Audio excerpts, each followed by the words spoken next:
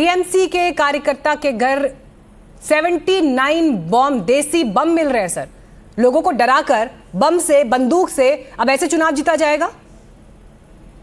नहीं, देखिए, बम, बंदूक, गोली, इनकी बात पश्चिम बंगाल के अंदर में कौन कर रहा है? गुंडों की बात कौन कर रहा है? बम किसके घर में मिल रहा है? कर रहा है बम किसके घर में मिल रहा है? नहीं, किसके घर में? क्या तृणमूल कांग्रेस के नेता के घर में मिला है क्या बम? आप किसी को भी बंगाल में तृणमूल कांग्रेस से जोड़ देंगे? नहीं, वोटर नहीं, तो आप कह रहे हैं वो तृणमूल का नेता नहीं है, तृणमूल से एसोसिएशन नहीं है, आप डिनाई कर रहे हैं इस बात को। अर्जुन ऑन रिकॉर्ड बोलिए फिर। कांग्रेस का नेता एकदम, वो तृणमूल कांग्रेस का कौन नेता है? मुझे नाम बताइए। आप मुझे बता रही है आप अपनी डिबेट के अंदर में कि वहां से बम मिला है वो तृणमूल कांग्रेस का नेता है। अरे अर्जुन सिंह खुद तृणमूल कांग्रेस का नेता था, मगर आज वो भाजपा में है। जितने बम, गोली, बंदूक रखने वाले आज के दिन में 71% दागियों को भाजपा ने टिकट दिया है। जितने गुंडे हैं भाजपा के साथ है, और ये बोलते हैं हम गुंडों को उल्टा कट के लटका देंगे। अरे गुंडों को भाजपा में ले लिया है, इंट्रेंस दे दिया। अच्छा, तो मतलब जब तक टीएमसी में थे, जब तक टीएमसी में थे तब तक युग पुरुष थे, और जैसे ही बीजेपी में चले गए तो वो गुंडे बन गए। ये किस तरह की तुलना है सर? ये कैसी बात है? नहीं, देखिए, नहीं, आपने गुंडों की बात की ना। गुंडों की जगह तो जेल में होनी चाहिए मीनाक्षी जी। गुंडों की सजा, अगर वो टीएमसी में है तो गुंडे हैं, और भाजपा में चले गए तो वो स्वच्छ हो गए। ये कौन सा घाट खोल दिया भैया कपड़ा धोने का, कि भ्रष्टाचारी अगर भाजपा में है तो वो ठीक है, और दूसरी अन्य पार्टी में है, विपक्षी पार्टी में है तो। ममिता चक्रवर्ती, स्वयं प्रकाश पुरोहित जी देखना नहीं चाह रहे हैं या देखकर अनभिज्ञ हो रहे हैं? देखना नहीं चाह रहे हैं, देखकर अनभिज्ञ हो रहे हैं। ममिता चक्रवर्ती, अनम्यूट करिएगा मैम, अपने आप को अनम्यूट करिएगा प्लीज। मैं कह रही हूँ कि महाभारत की गांधारी के साथ मैं बहुत सिमिलरिटी मिल रहा है अभी पुरोहित जी को। पुरोहित जी आप में पट्टी बांध के बैठे हुए हैं, इसको कुछ नहीं दिखता है, इसको टीएमसी का कुछ नहीं, मतलब फॉल्ट कुछ नहीं दिखता है। वो ये नहीं कह पाते हैं कि क्यों ममता बनर्जी, सीपीएम की गुंडा लालू आलम को अपने दल में ले लिया था, इद्रिस अली जैसे लोगों को क्यों दल में रखा गया है, और सीमी की फाउंडर जो मेंबर है, फाउंडर बनी हसा मीरन को क्यों उन्होंने राज्यसभा की टिकट दे दी, फिर ज्योति प्रियमोल से लेकर परेश अधिकारी इनको क्यों टिकट दी गई है? ये बात पुरोहित साहब कभी नहीं कह पाते हैं। टीएमसी का जो गुंडा कल्चर जो से एक सेकंड हमारे मंत्री सांसद के ऊपर में ये गपत्रों से भाजपा ने, मैं बताती हूँ पुरोहित जी, आप क्यों नहीं मानना चाहते हैं कि गुंडा कल्चर आपकी टीएमसी के खून में घुस चुके हैं? ये गुंडा कल्चर बदनाम नहीं कर रही हूँ, पूरे बंगाल को पता है पुरोहित जी, पूरे बंगाल को ये बात पता है। शेख शाहजहां कैसे महिलाओं की इज्जत को लूट लिया था संदेश खाली में, हर महिलाओं को पता है। उसके बारे में हम शेख शाहजहां ने कैसे इज्जत लूट लिया था महिलाओं को, ये सबको पता है। ये तब आपने कुछ नहीं बोला। फिर आपकी अखिलगिरी कैसे भारत की आदरणीय प्रेसिडेंट को इंसल्ट किया था, ये भी सबको पता है। एक पुलिस को, एक लेडी पुलिस को अखिलगिरी ने, ठीक है, मैं डॉक्टर निखिल प्रसून को लेकर आऊंगी अब चर्चा में। बीजेपी से डॉक्टर निखिल प्रसून हमारे साथ हैं। निखिल प्रसून जी, टीएमसी कह रही है कि आप तो, आपके भी पार्टी के भीतर गुंडे बैठे हैं, और जमीन पर हम देख रहे हैं कि किस तरह की घटनाएं घट रही हैं। हमारी ही पार्टी से तोड़कर आप अपनी पार्टी में लेकर गए हैं। जनता किस पर यकीन करेगी? अब किस पर यकीन करेगी? घटनाएं तो दोनों तरफ घट रही हैं सर, घटनाएं दोनों तरफ घट रही हैं। सबसे बड़ी बात यह है कि हिंसा, भ्रष्टाचार और अत्याचार को एक तरह से संस्थागत रूप देने का काम जो तृणमूल ने किया है, इसके कुछ उदाहरण मैं देता हूं। 2011 के चुनाव में 17 से 25 लोगों की मृत्यु हुई, 2016 के चुनाव में 12 लोगों की, 2018 के पंचायत चुनाव में 75 लोगों की, 2019 के लोकसभा में 15, उसके बाद 21 में 17, 2023 के पंचायत में 55 और 2024 के लोकसभा में 10 लोगों की मृत्यु हुई। देखिए, ये प्रीशियस बंगाली लाइफ्स थी। तो एक तरह से बंगालियों की सबसे बड़ी दुश्मन के रूप में उभरी है तृणमूल कांग्रेस। इस बार जो पहले दौर में कोई भी हिंसा नहीं हुई, इसको लेकर के इन्हें बहुत बड़ी परेशानी हुई, इसलिए वो चुनाव आयोग की आलोचना में व्यस्त है कि क्यों किसी की मौत नहीं हुई, इस पर इन्हें चिंता है। इसीलिए इससे बेचैन होकर के इन्होंने अपने गुंडा तंत्र को सक्रिय कर दिया है, ताकि दूसरे दौर में वो गलती ना हो। और इस बार भयादोहन का जो कार्यक्रम है, और उसके साथ 15 तरीके हैं जिसके माध्यम से ये लोग आतंक फैलाते हैं, जैसे कि बूथ जैमिंग, सोर्स जैमिंग, जिस तरह से पाड़ा में रोकना, हाई राइजेस कॉम्प्लेक्सेस में रोकना, बड़े बड़े हाई राइजेस के सामने बम चला करके सारे जो वहां के बाशिंदे हैं उनको मना करना, वोट के लिए इशारा करना कि आने से जो है तो आप पर हिंसा होगी। तो ये इनके, चलिए मैं इस पर एक रिएक्शन सतीश केसिंग से भी लूंगी। सतीश जी, सतीश जी, उस अंग को पूरी तरह बीजेपी की रैलियों से नारा गूंज रहा है, भय जाएगा भरोसा लौटेगा, भय जाएगा भरोसा लौटेगा, ये नारा हर रैली में गूंज रहा है सर। लेकिन सवाल ये है कि सेकंड फेज की वोटिंग से ऐन पहले बम मिलना, ये हिंसा की घटनाएं, गाड़ी में तोड़फोड़ हो रही है, मैं ये नहीं कहूंगी कि छिटपुट घटनाएं हैं, लेकिन घटनाएं हैं, इससे इनकार नहीं किया जा सकता। क्या कह रही है सर हिंसा की ये घटनाएं? तीन बातें हैं मीनाक्षी। राजनीति का मिजाज ही ऐसा है कि जो ज्यादा ताकतवर होता है, गुंडा और भ्रष्टाचारी उसी पार्टी में चले जाते हैं, चाहे राज्य में चाहे केंद्र में। नंबर एक। नंबर दो, इस बार बंगाल में संघर्ष दिख रहा है और दूसरे राउंड में जो आप हिंसा बम ये सब की बात कर रही है, मैं समझता हूं उसी का रिफ्लेक्शन है। तीसरा यह है कि जो बॉडी लैंग्वेज की बात करें तो भारतीय जनता पार्टी ने पूरा जोर लगाया हुआ है, इसमें कहीं से दो राय नहीं है। और मैंने एक शब्द निकाला 4 मई, MAY, बॉडी लैंग्वेज में MAY, मोदी, अमित शाह और योगी। तो ये आपको अंतिम दिन वही बॉडी लैंग्वेज दिख रही है, तो इनको भी लगता है, सूंघ रहे हैं ये कि शायद बात बन जाए। तो अभी आपने देखा अमित शाह ने कहा है दीदी और उल्टा लटकाएंगे, ऐसे ऐसे बात बोल रहे हैं, और मोदी जी कह रहे हैं शपथ में आएंगे। तो कहने का मतलब यह है कि कांटे का संघर्ष निश्चित रूप से भाजपा ने दिया है, और इसलिए वो संघर्ष के चलते यह आपको हो सकता है कि जमीन पर लोकल वहां टोला किंग चलता है, तो टोला वाले थोड़ा सा आ गए हैं सड़क पे, या कुछ थोड़ा सा हिंसा दिखाने की कोशिश कर रहे हैं। हर्षवर्धन जी।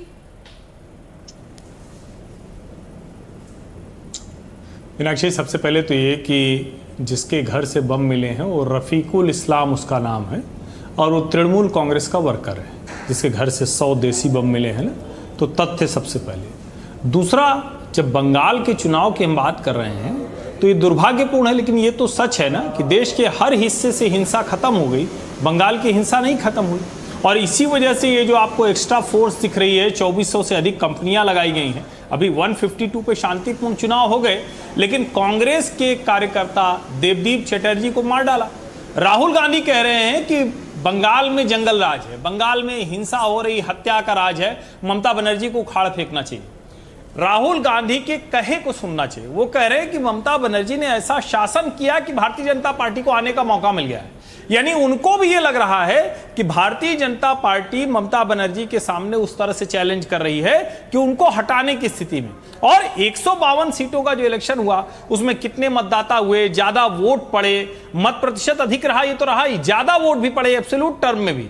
तो ओवरऑल अगर कहें तो जब भय हटता है तभी भरोसा लौटता है। अब इसे पॉलिटिकल नारे के तौर पर देखें चाहे जैसे देखें, लेकिन भय हटा है, भरोसा लौटा है, और वो लौटा हुआ भरोसा 142 सीट्स जो अगले चरण की होंगी, जो परसों जहां चुनाव होगा, वहां किस तरह से जाती हुई दिखते हैं वो चुनाव तय कर देगा। और मेरा ये मानना है कि नरेंद्र मोदी जब कहते हैं ना कि लौट के आएंगे, तो आमतौर पर कई बार ऐसा होता है कि नेता अपने पक्ष की बात करता है, लेकिन जब जब उन्होंने कहा है कि हम आएंगे शपथ ग्रहण में, तो देखिए छत्तीसगढ़ हो, बिहार हो, ये सब होता हुआ दिखा है। तो बंगाल में परिवर्तन तो होता हुआ दिख रहा है, वो कितने हद तक होगा, किस कदर जाएगा, ये देखने वाली बात होगी। ठीक है केतन जायसवाल जी, बंगाल में क्या होता है इस पर पूरे देश की नजर है। इस बार पहले फेज में जिस तरह की बम्पर वोटिंग हुई है, बड़े पॉलिटिकल संदेश निकलेंगे देश की राजनीति के लिए, चाहे टीएमसी जीते चाहे बीजेपी जीते, लेकिन एक क्लियर है। और इन सबके बीच कांग्रेस पार्टी जो खुद बंगाल में सरकार में रही है, लंबे वक्त तक शासन किया है, आज सिरे से गायब है। दो प्रमुख पार्टियां आपस में लड़ रही हैं, ये 2 पार्टी सिस्टम बंगाल में आ गया है। जमीन क्यों खो गई कांग्रेस पार्टी की बंगाल में? जी देखिए, 2021 के चुनाव में जब चुनाव पूरा ध्रुवीकरण हो गया था, धार्मिक मुद्दों पर चुनाव हो रहा था, उस समय बेशक हम शून्य हो गए थे, पर अभी ये कांग्रेस का रिवाइवल का दौर है। आप जब नतीजे आएंगे तो आप देखिएगा। देखिए हिंसा की बात जो चल रही है, एक तरफ से तृणमूल कांग्रेस, एक तरफ से भाजपा, पर मारा कौन जाता है? हमारे कांग्रेस का कार्यकर्ता आसनसोल में, जो भी हमारे त्रिपाठी साहब बता रहे थे। अभी इस वक्त वहाँ अधीर रंजन जी पहुंचे हैं उनके परिवार से मिलने। तो ये जो हिंसा का जो है और ये बम गोली का जो आप बात कर रहे हैं, ये बंगाल में तृणमूल कांग्रेस का 12 महीने का कारोबार है, ये कोई नई नहीं है। अभी मान लीजिए चुनाव का समय है, आप लोग दिल्ली से मीडिया यहाँ चारों तरफ है, एक हाईलाइट है, तो दिख रहा है कि यहाँ बम, पर ये बम बारूद का जो कारोबार है, ये तृणमूल कांग्रेस के 12 महीने का कारोबार है। पर इसको आप, इसका जो परिवर्तन की बात करते हैं, इसके बदलाव की बात करते हैं, वो कौन कर रहा है? भाजपा कर रहे हैं। कौन भाजपा करे? जो अभी अर्जुन सिंह का नाम आया था, ये तृणमूल कांग्रेस का एक जाने माने इस तरह के बाहुबली और बम गोली का जो बड़े डिस्ट्रीब्यूटर हुआ करते थे, वो आज भाजपा में है, और इन्हीं लोगों के बीच में क्लैशेस हो रहे हैं। तो कुल मिला के जो प्रकृति, मतलब जो असल में जो परिवर्तन होना चाहिए, जो शांति की तरफ जाना चाहिए। आपने मेरे वो सवाल का भाजपा जवाब और नहीं दिया। तृणमूल दोनों ही मैसिव कैंपेनिंग चल रही है इस वक्त। ममता बनर्जी पदयात्रा के लिए निकल रही हैं। अभी मनोरंजन भारती तस्वीर दिखा रहे थे। प्रधानमंत्री नरेंद्र मोदी की आज आखिरी रैली थी। योगी आदित्यनाथ, अमित शाह सब वहां पर डटे हुए हैं। कांग्रेस की सीनियर लीडरशिप कहां है? जी हमारे राहुल जी, खड़गे जी, आप बेशक फाइट में है नहीं, पर कम से कम लड़ते हुए तो दिखिए। लड़ते हुए भी नहीं दिख रही कांग्रेस पार्टी। फाइट में नहीं है। देखिए ये मैं बताऊं, इस तू मैं इस हिंसा, इस वाले फाइट में हम बिल्कुल ना हो। और आप चले जाइए, मैं बताता हूं, जब 4 मई को रिजल्ट्स आएंगे तो आप देखिएगा कि कांग्रेस जो शून्य थी, कांग्रेस जो आप लोग यहाँ पर एक बड़ी बात ये जरूर दिखाई देती है, जिस समय टीएमसी की आरोप लगा रही है। ठीक है सर, मैं लौटती हूँ आपके पास। ममिता जी, यहाँ पर एक बड़ी बात ये जरूर दिखाई देती है। टीएमसी कह रही है बीजेपी में गुंडे हैं, बीजेपी कह रही है टीएमसी का गुंडा राज है, लेकिन फैक्ट क्या है? कांग्रेस जब बंगाल से हटी, लेफ्ट जब बंगाल से हटी, अल्टीमेटली वही पॉलिटिकल जो कार्यकर्ता थे वही जाके सब इन दलों में ऑक्सीजन सप्लाई, खाद पानी सब दे रहे हैं ना। अल्टीमेटली कार्यकर्ता तो वही है, वो भी अपना पॉलिटिकल एम्बिशन देख रहा है, कहां पूरा होगा, किस दल में, किस कहां पर पूरा होगा। तो वही डिवाइड हो रहे हैं कहीं ना कहीं। इन सबके बीच बंगाल की राजनीति से जो मैसेज निकलेगा वो बड़ा होगा। सेकेंड फेज से पहले के इंपॉर्टेंट फैक्टर्स क्या है इस वक्त जो दिखाई दे रहे हैं जमीन पर? सेकेंड फेज की जो इंपॉर्टेंट फैक्टर मुझे जो दिखाई दे रहे हैं, जैसे कि सेकेंड फेज अगर हम बात करते हैं तो पहले चुनाव में 2021 में जो अभी जो सेकेंड फेज यहाँ पे 142 सीट्स में होंगे 7 जिला से, वहां से 74 जो पॉकेट है that was 4 pocket for TMC, क्योंकि सारे माइनॉरिटी एंड तुष्टिकरण की वोट वहीं से आता है। तो वही 74 पॉकेट से, मतलब out of that 142 seats last time TMC को मिली थी 54 सीट्स एंड वहां से बीजेपी को मिली थी 8 सीटें। तो क्या हुआ, तो वही जो जगह है हावड़ा, कोलकाता एंड 2 24 परगनास, तो वहां पे पिछले बार टोटल वोटर्स थे 2 करोड़ 37 लाख। तो एसआईआर के बाद वहां पे 37 लाख नाम रिमूव हो गया। तो अभी वहां पे जो वोटर्स है 2 करोड़। तो अब वही देखना है कि यहाँ से इस बार क्या होता है। और अब मीनाक्षी जी, आपको मैं और भी एक बात करना चाहूंगी। जैसे ये बात तो आपने बिल्कुल सही किया कि एक दूसरे से अभी दोस्ती बढ़ गई है इन लोगों की। आपको एक बात याद रखना पड़ेगा, ये टीएमसी जो है ये कांग्रेस की गढ़ से जन्म लिया और इनके ट्रेनिंग ग्राउंड हुआ सीपीएम। क्योंकि सीपीएम का जो वायलेंस हमने देखी थी बंगाल में 34 ईयर्स, पुरोहित जी आपके वही पास चीज आऊंगा हमें तो आप रिफ्लेक्ट हो रहा है। दिखाइए, आप उस समय अपनी बात नहीं रखिएगा। लेट हर कंप्लीट, वही आपको समय दूंगी चीज, सर वही बोलने का। 34 ईयर्स की जो वायलेंस का रिफ्लेक्शन अभी टीएमसी में हाँ, मिलती अपनी है। बारी में बोलिएगा सर। वीडियो दिखाने से कुछ नहीं दिखाई दे रहा मोबाइल की स्क्रीन पर। मैं कंटिन्यू करूं? ममिता कंप्लीट करिए। तो मैं जो आप जो कह रहे थे वो बिल्कुल सही कहा कि अभी सब हो गया कि ये दोस्ती हम नहीं तोड़ेंगे। तो मैं गाना बहुत खराब गाती हूँ इसलिए नहीं गा रही हूँ, जो भी हो। तो वही सारे गुंडा अभी मिल गए हैं कि क्योंकि जो मैं बता रही थी कि कांग्रेस के गढ़ से जन्म लिया टीएमसी और ये सीपीआई है इनके ट्रेनिंग ग्राउंड। तो जितने सारे वायलेंस इन्होंने सीखी है ये तो सीपीआई से ही, लेफ्ट फ्रंट सरकार से ही सीखा है। क्योंकि लेफ्ट फ्रंट सरकार का मैं आपके पास 2 घटना कहूंगी, 2 घटना। सबसे ब्रूटल अनीता दीवान की, जी अनीता दीवान का बलात्कार, जो कि भारत में सबसे क्रूएल बलात्कार हुआ था वो। और फिर है कि बीजन सेतु में 18 संत को जिंदा जला दिया गया था। फिर मारीचापी साईबाड़ी की कहानी मैंने आपके चैनल में बहुत बार कह चुकी हूँ। तो लेफ्ट फ्रंट सरकार में इतने सारे वायलेंस हुआ है, वही रिफ्लेक्शन अभी टीएमसी में भी दिख रहा है सबको। और इसीलिए तस्वीर फर्स्ट फेज की बात जो बदली हुई दिखाई देती है, जिसमें बार बार बात हो रही है कि रक्त रंजित इतिहास बंगाल का चुनाव के समय पर कम से कम रहा है। और अगर उससे तस्वीर बेहतर दिखाई देती है फर्स्ट फेज की वोटिंग के समय, तो उस पर बात होगी। स्वयं प्रकाश पुरोहित जी, थोड़ा तो क्रेडिट दे दीजिए चुनाव आयोग को। कम से कम पहले फेज में हिंसा की इन घटनाओं के बीच क्लियर कट वोटिंग हुई है सर। बिना खौफ के लोग घरों से बाहर निकले वोट डालने के लिए। 92% वोटिंग हुई है। मैं जो दिखा रहा हूँ ये थोड़ा सा इसके बारे में बोलिए। ये जो वीडियो मैं दिखा रहा हूँ सर, मोबाइल पे नजर नहीं आएगा, वर्बली बोल लीजिए। हाँ ठीक है सर, मोबाइल पे लोग देख लेंगे, वर्बली बात करिए ना, समय दे रही हूं आपको बोलने का। सांसद है मिताली बाग, ये हमारी सांसद है मिताली बाग। आराम बाग में भारतीय जनता पार्टी के नेता सोमाश्री, उनके पति सोमेन पाल दोलन, इन्होंने मिलकर के केंद्रीय वाहिनी के साथ मिलकर के इनकी गाड़ी पर हमला किया है। ये लॉ मेकर्स है, ये सांसद है, ये महिला है, जिनके बारे में बात करते हैं। और सुरक्षा कर्मी इनको पूछते हैं कि आपका जेंडर क्या है, इनको पूछते हैं सुरक्षा देती समय, इनको अस्पताल में ले। देखिए ये माहौल बना दिया गया है नफरत का और भय का। भय भय भय, सुबह से पेपर में आ रहा है भय। और भय कौन फैला रहा है? इनकम टैक्स, ईडी, सीबीआई का भय कौन फैला रहा है? कारोबारियों पर भय का माहौल कौन बना रहा है? ये अमित शाह जी आकर के कलकत्ता पश्चिम बंगाल के अंदर में इसको हालांकि स्वयं प्रकाश पुरोहित जी, मैं ठीक से देख नहीं पा रही थी मोबाइल की आपकी स्क्रीन पर, लेकिन लगातार ये विजुअल हमने दिखाया है स्क्रीन पर। मौमिता जी का ये वीडियो हमने दिखाया है और अभी थोड़ी देर पहले भी दिखाया था, शायद हो सकता है आप ना देख पाए हो, लेकिन दिखाया था और इस पर बात भी हुई है। निखिल प्रसून जी देखिए, वो क्लियर कट कह रहे हैं कि आप लोग माहौल बना रहे हैं कि भय है, ऐसा है नहीं, और अगर ऐसा होता तो 3 बार ममता बनर्जी चुनकर नहीं आती सत्ता में।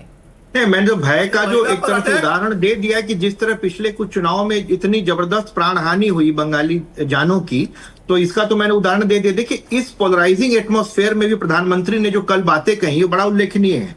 उन्होंने कहा कि हम लोग किसी भी व्यक्ति को उसकी जाति धर्म के आधार पर हम लोग विभेद नहीं करेंगे, हमारी सरकार बनेगी, हर तबके के साथ न्याय होगा, और जो लोग हिंदू शरणार्थी हैं जो बांग्लादेश से प्रताड़ित होकर के आए हैं उन्हें नागरिकता मिलेगी। सुजलाम सुफलाम को अपनी रणनीति बनाएंगे, शस्य श्यामलाम को हम लोग रोजगार के लिए प्रेरणा बनाएंगे, और मलयर शीतलाम को सुख व खुशी के स्रोत के रूप में हम लोग अंगीकार करेंगे। तो दुर्गा शक्ति को सुरक्षा और न्याय की गारंटी के रूप में हम लोग यहाँ पर अंगीभूत करेंगे। तो ऐसे संदेशों के साथ प्रधानमंत्री ने जो अपने चुनाव प्रचार की समाप्ति की है, ठीक है, ये ये बंगाल की सभ्यता और संस्कृति के प्रति श्रद्धांजलि है, उसको प्रणाम करने का। चलिए, मैं आपके इन्हीं पॉइंट्स पर मैं सतीश के सिंह का जवाब लूंगी क्योंकि ये जरूरी पॉइंट्स हैं। सतीश के सिंह जी, प्रधानमंत्री बार बार मोदी की गारंटी फेज के बाद पिछले चुनाव में भी हमने देखा था, जिस दिन फर्स्ट फेज की वोटिंग थी, महिलाओं के लिए 10 प्रोमिसेस दोहराए थे। आज युवाओं को एड्रेस किया कि शपथ बीजेपी के शपथ ग्रहण में आप आइएगा और आपके लिए क्या क्या आगे होगा।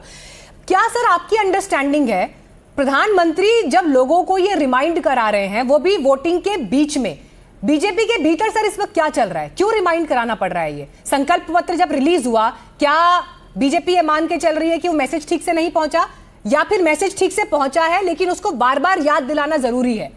इन दो विकल्पों में से सर आपको क्या लग रहा है? देखिए, दोनों का मिक्स है। भौकाल भारतीय जनता पार्टी के गर्भगृह में है, इस चीज को आप समझ लीजिए।